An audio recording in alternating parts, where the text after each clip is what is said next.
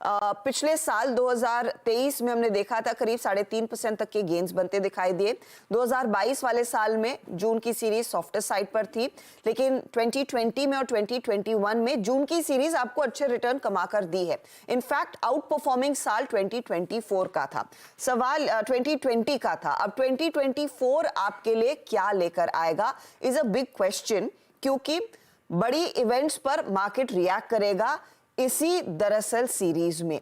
तो वो एक सवाल है अनुज कि जून के महीने में कितना एक्शन बनता दिखाई देगा, एंड मोस्ट इंपॉर्टेंटली जो आज हम डेटा सेटअप लेकर उतर रहे हैं इस सीरीज के पहले दिन, वो किस तरफ इशारा कर रहा है? बिल्कुल हर्षदा, देखिए और वो जो टेबल आपने प्रेजेंट की ना, उसमें एक इंटरेस्टिंग चीज़ मैं और जोड़ दूं कि जो 2020 वाला साल था वो कोविड का साल था, तो उसमें वो लॉकडाउन वगैरह हुए थे। उसके बाद मार्च में मार्केट ने, आपको याद होगा, एकदम बॉटम बनाया था। उसके बाद मार्केट में एक वन वे रैली आई थी। तो अदरवाइज लेकिन अगर उसको एडजस्ट कर दें आप, तो भी जून की सीरीज़ जो है वो मार्केट के लिए नॉर्मली अच्छी रहती है।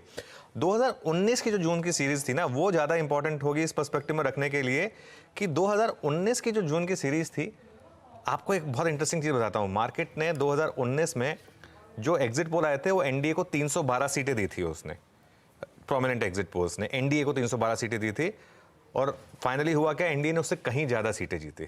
ठीक है, उसके बाद भी जून सीरीज में मार्केट में करेक्शन आई थी, क्योंकि पूरी की पूरी रैली एग्जिट पोल्स तक में ही हो गई थी। ठीक है, तो इस बार ये हो सकता है कि अगर एग्जिट पोल वाकई में बीजेपी के फेवर में आ गए और पॉजिटिव आ गए, तो मार्केट एक बार फिर चला जाए वो 23,300 23,400 तक, मे बी इवन 23,500 तक, और उसके बाद फिर एक जून सीरीज में करेक्शन आ जाए। क्यों? क्योंकि उसके बाद प्री बजट नर्वसनेस स्टार्ट हो जाती है, और कोई भी नई सरकार आती है ना, हमेशा ये माना जाता है कि सबसे कड़े कदम नॉर्मली आप पहले साल में उठाते हैं। तो इसके लिए ये जून सीरीज काफ़ी इंटरेस्टिंग रहने वाली है मेरे ख्याल से। और शायद ये एक और रीज़न है कि एफआईआईज़ ने इतनी शॉर्टिंग की है, क्योंकि शायद उनका ये मानना है कि रिगार्डलेस ऑफ आउटकम शायद मार्केट इस सीरीज में करेक्ट होगा। ये एक थ्योरी है मार्केट में। अब आइए आज के सेटअप पर। अब जहाँ तक आज के सेटअप की बात है, ऑब्वियसली कल एफआईआईज़ ने सेल किया 3,050 करोड़, और डीआईआईज़ ने बाय किया करीब 3,435 करोड़। ध्यान रखिए, लेकिन इसमें काफ़ी कुछ एक्सपायरी रिलेटेड एडजस्टमेंट्स हैं, तो आपको उस हिसाब से देखना पड़ेगा। लेकिन बार्स जो आपके स्क्रीन पर आ गए उसके हिसाब से। अच्छा, इंडेक्स फ्यूचर्स में एक बहुत इंटरेस्टिंग चीज़ है, जो हम बोल रहे हैं ना, शॉर्टिंग हुई है, काफ़ी शॉर्टिंग हुई है बिल्कुल। 7,900 करोड़ इंडेक्स फ्यूचर्स में बिके हैं, 8,400 करोड़ स्टॉक फ्यूचर्स में बिके हैं। लेकिन इसमें शॉर्टिंग से ज़्यादा है लॉन्ग्स का लिक्विडेशन। लॉन्ग्स बिल्कुल ख़त्म हो गए हैं इस मार्केट में। ये मार्केट के लिए एक पॉजिटिव फैक्टर है कि मार्केट के पास कुशन है एटलीस्ट शॉर्ट पोजीशंस का। आप देखिए, विद इन इंडेक्स फ्यूचर्स कल बैंक निफ्टी में 2,097 करोड़, और निफ्टी फ्यूचर में ज़्यादा 5,800 करोड़। निफ्टी में कल ज़्यादा सेलिंग हुई है, ये क्लियरली स्क्रीन पर दिख भी रहा था। बैंक निफ्टी में उसके मुकाबले कम सेलिंग हुई है। और अगर वो ट्रेंड आएगा आपके पास एफआईआईज़ एंड इंडेक्स फ्यूचर्स का, उसमें आप नोटिस करेंगे कि 2 दिन में सेलिंग हुई है, और खासतौर से कल तो बड़ी सेलिंग हुई है, करीब करीब 8,000 करोड़ की। और वो अगली प्लेट जो ना, वो आपको दिखाएगी जो पॉइंट मैं रेस करने की कोशिश कर रहा हूँ, लॉन्ग्स एंड शॉर्ट्स। कल हर्षदा लॉन्ग कटे हैं 2,06,000, शॉर्ट जुड़े हैं 86,000।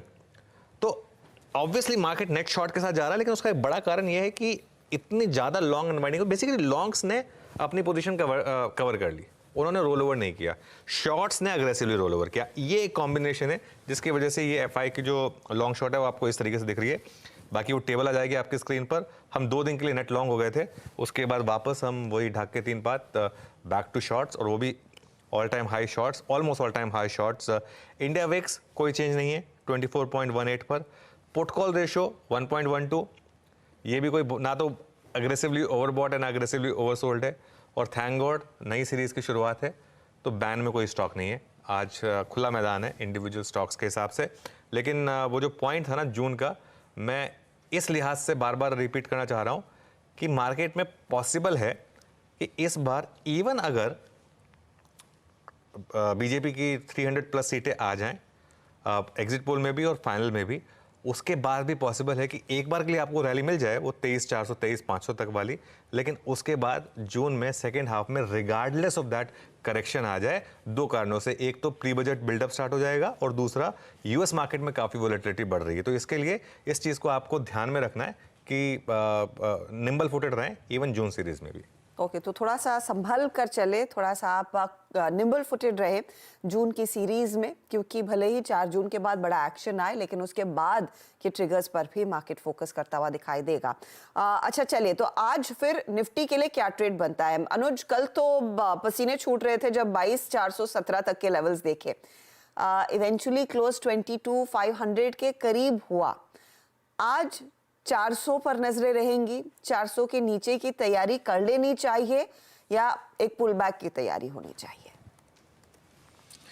हाँ बिल्कुल हर्षिता, देखिए मैं ना आज निफ्टी की स्ट्रैटेजी पर आऊँ इससे पहले मैं एक चीज़ आपको बताता हूँ। हम नॉर्मली कभी भी फ्राइडे की शुरुआत करते हैं तो हम ऑप्शंस की बात करते हैं, तो ऑप्शंस हम वीकली ऑप्शंस की बात करते हैं।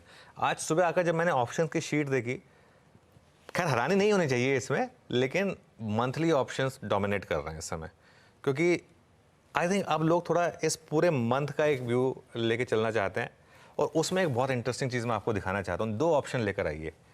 एक तो जून एंड का 24,000 का कॉल ऑप्शन, ठीक है ना, ये देखिए जून एंड का 24,000 का कॉल ऑप्शन है। इसका प्रीमियम देखिए आप 115 रुपये, ठीक है ना।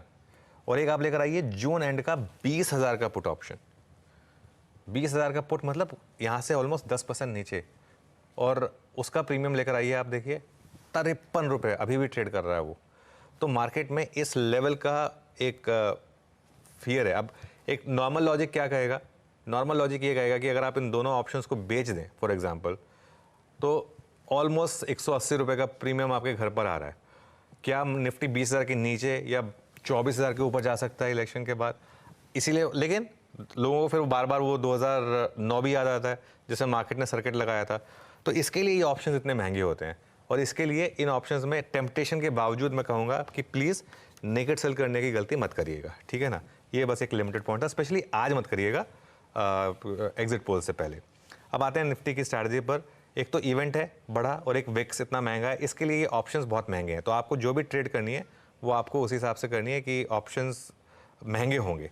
पहला सपोर्ट है आपका 22,394 पर 50 डे एक्सपोनेंशियल मूविंग एवरेज, और बड़ा सपोर्ट है आपका 22,200 पर, जो कि आपका चार्ट के हिसाब से है।